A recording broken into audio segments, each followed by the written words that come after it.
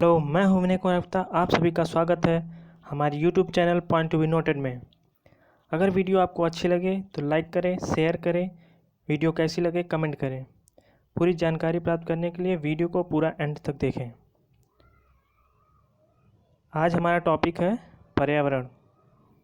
ये ईवीएस का पहला लेक्चर होगा। चलिए शुरू करते हैं। पर्यावरण पर्यावरण जो है वो दो शब्दों से मिलके बना हुआ है। पहला है परि, जिसका अर्थ होता है घेरा, और दूसरा है आवरण। और आवरण का अर्थ होता है चारों तरफ से घेरना। इस तरह हम देखते हैं कि पर्यावरण का मतलब क्या हुआ कि हमारे चारों तरफ का वह क्षेत्र जो हमें घेरे रहता है वो पर्यावरण कहलाता है। सिंपल सा। अगर हम इसकी परिभाषा की बात करें तो सही और सटीक परिभाषा ये होगी, मनुष्य के चारों ओर का वह क्षेत्र जो उसे घेरे रहता है एवं उसके जीवन तथा क्रियाओं को प्रत्यक्ष या अप्रत्यक्ष रूप से प्रभावित करता है, क्या कहलाता है? पर्यावरण कहलाता है। जैसे हमारे आसपास के लोग हैं, स्थान है, वस्तुएं हैं, प्रकृति है, ये सब पर्यावरण के अंतर्गत आती हैं। हमारे आसपास की वस्तुएं जैसे किताब, पेंसिल, फ्रिज, कूलर, सब भी ये भी पर्यावरण के अंतर्गत ही आते हैं। और प्रकृति के अंतर्गत जीव जंतु, पेड़ पौधे, ये भी सभी पर्यावरण के अंतर्गत आते हैं।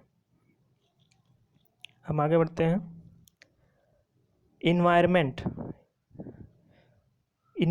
जो है वो एक फ्रेंच शब्द इन्वायरनर से बना हुआ है, जिसका अर्थ क्या होता है? पड़ोस या आस पड़ोस।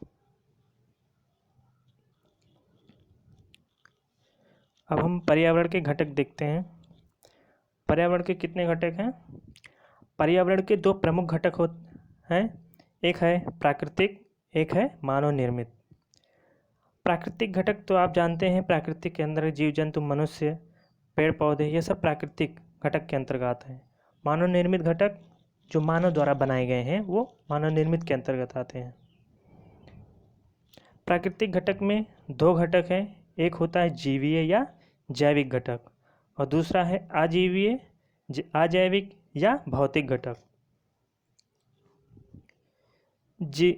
जैवीय घटक क्या होता है?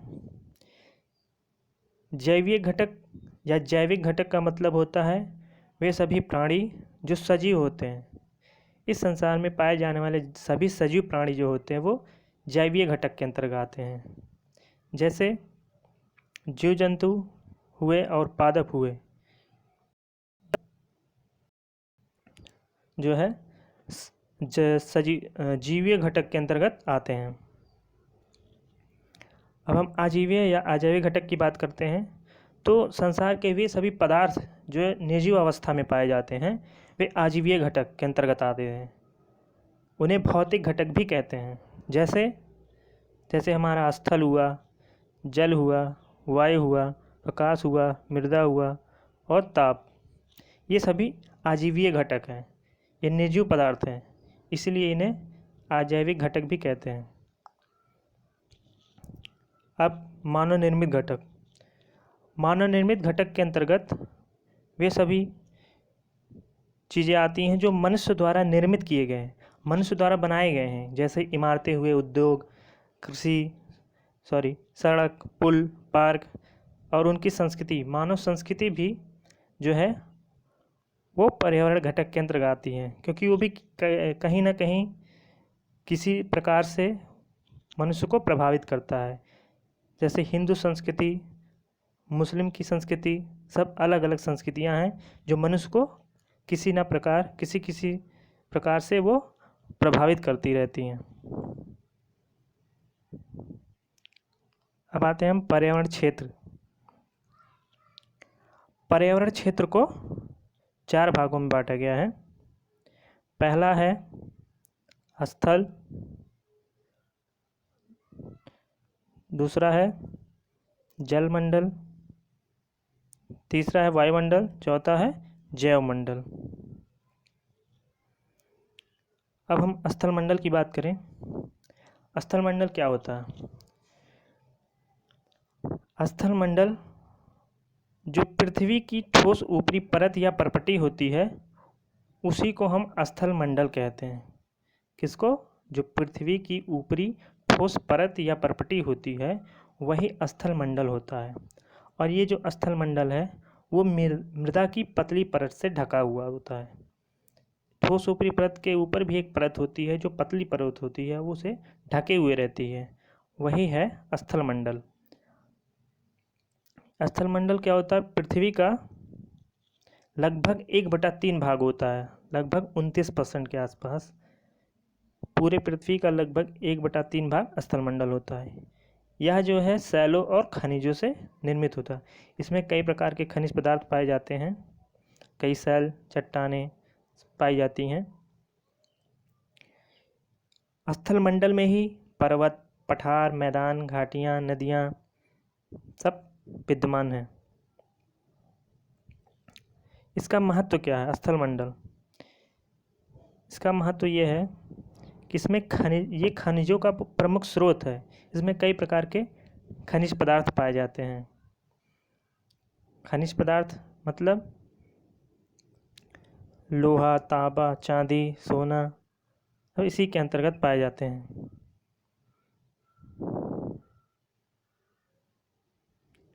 दूसरा है महत्व कि हमें रहने के लिए भूमि प्रदान करते। जो स्थल मंडल है वहाँ पे जो है जीव जंतु, मनुष्य रहते हैं। ये हमें रहने के लिए भूमि प्रदान करते हैं, कृषि के लिए भूमि प्रदान करते हैं, वनों के लिए स्थल प्रदान करते हैं, वनों के विकसित होने के लिए वो स्थल प्रदान करते हैं।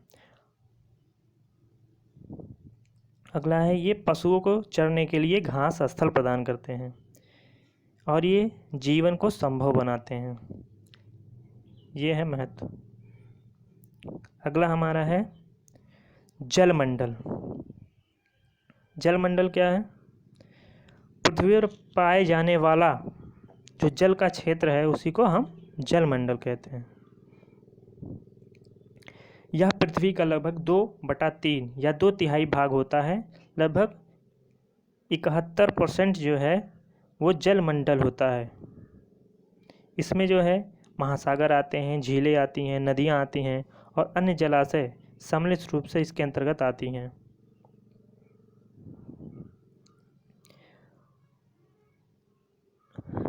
उसके बाद जल जो है वो बर्फ के रूप में भी पाया जाता है, वाष्प के रूप में भी पाया जाता है और भूमिगत जल के रूप में भी पाया जाता है। इसके महत्व क्या है? जलमंडल के सभी जीवों के लिए आवश्यक है। सभी जीव को जल की आवश्यकता होती है। जब भी जीव जंतु को प्यास लगती है तो उन्हें जल की आवश्यकता होती है।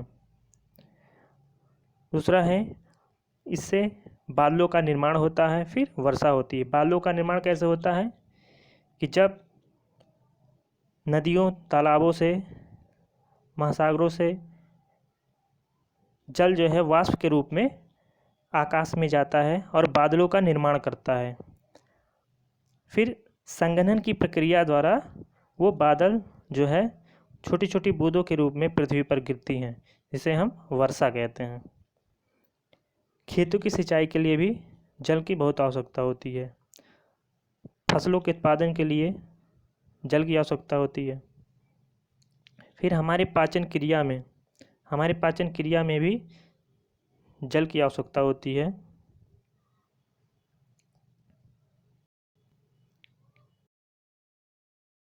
सामान है उसको नियंत्रित रखने के लिए भी हमें जल की आवश्यकता होती है।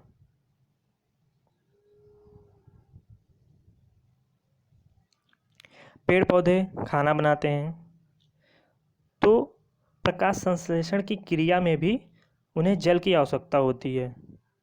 खनिजों के संवहन के लिए भी जल की आवश्यकता होती है। बीजों के अंकुरण के लिए भी जल की आवश्यकता होती है। जल से बिजली भी बनाया जाता है। जैसे जो टरबाइन के माध्यम से जो है बिजली का निर्माण होता है, जल जो है टरबाइन पे गिराया जाता है, वो टरबाइन जो है वो गतिज ऊर्जा करने लगती है। उस ऊर्जा से हम बिजली का निर्माण करते हैं। अब जल के प्रकार की बात करें, जल जो है वो दो प्रकार का होता है, एक है कठोर जल, एक होता है मृदु जल। जो कठोर जल होता है वो लगभग पृथ्वी पर 97% पाया जाता है, और ये किस रूप में पाया जाता है? महासागरों और समुद्रों के रूप में पाया जाता है। महासागरों और समुद्रों के रूप में कठोर जल पाया जाता है, लगभग 97% होता है। यह लवणीय होता है, अनुपयोगी होता है, मतलब जो महासागरों का जल होता है वो खारा होता है और उपयोगी नहीं होता है, उसका उपयोग हम पीने के लिए नहीं कर सकते।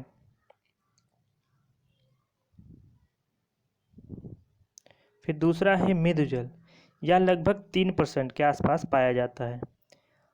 वो भी दो रूप में पाया जाता है, एक बर्फ़ के रूप में पाया जाता है लगभग 2% के आसपास, और दूसरा है भूमिगत जल नदियों और झीलों के रूप में पाया जाता है लगभग 1%। बर्फ़ के रूप में पाया जाता है, ये लगभग ध्रुवीय क्षेत्रों में बर्फ़ के रूप में मृदु जल पाया जाता है। ये अलवणीय होते हैं और अनुपयोगी भी होते हैं, मतलब बर्फ़ का उपयोग हम पीने के लिए नहीं कर सकते, लेकिन ये खारा नहीं होता है। और भूमिगत जल और नदियों झीलों आदि के रूप में जो जल पाए जाते हैं वो भी अलवणीय होते हैं, मतलब खारा नहीं होता है, इसका उपयोग हम पीने के लिए करते हैं। भूमिगत जल जो है वो हम नलों द्वारा निकालते हैं और वो पीने के लिए उपयोग होता है, और नदियों और झीलों का जो पानी है वो खेतों में सिंचाई के लिए काम आता है। अगला टॉपिक, अब हम कुछ यहाँ मोस्ट इम्पॉर्टेंट क्वेश्चन लेके आए हैं जो एग्ज़ाम की दृष्टि से काफ़ी महत्वपूर्ण है।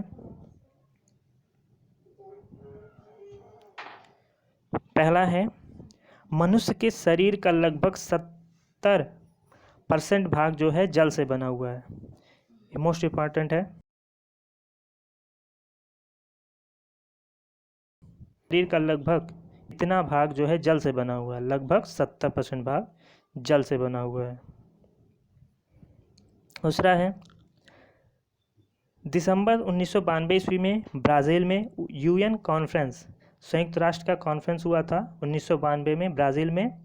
उसी दौरान जो है विश्व जल दिवस मनाने का निर्णय लिया गया था।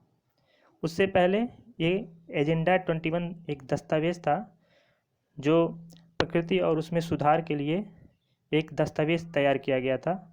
उसी में पहले ये प्रस्ताव रखा गया था कि विश्व जल दिवस मनाने का प्रस्ताव रखा गया था। उसके बाद दिसंबर 1992 में ब्राज़ील में यूएन कॉन्फ्रेंस के दौरान विश्व जल दिवस मनाने का निर्णय लिया गया था।